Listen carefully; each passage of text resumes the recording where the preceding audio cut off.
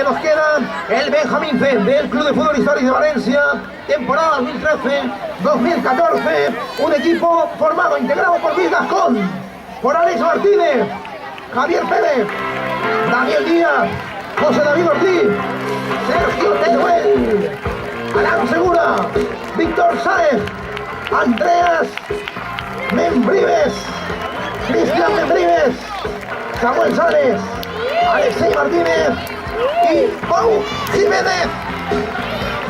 Vamos, chavales, vamos, corre, corre, corre, que va la foto. Todos ellos acompañados también por el cuerpo técnico, por Sergio Tarón, el técnico entrenador, y por el delegado Miguel Ángel.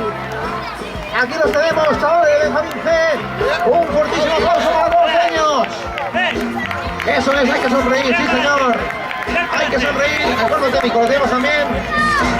Abrazándose con el presidente de la entidad del Club de Fútbol Histórico de Valencia 2013-2014. Ese aplauso y esas sonrisas. Cómo deslumbran los flashes, los flashes, cómo deslumbran.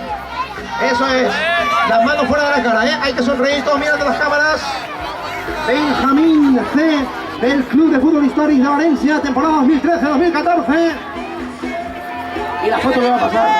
Esto para el recuerdo. Va a pasar a la historia que sí. Campeones, venga a ganar,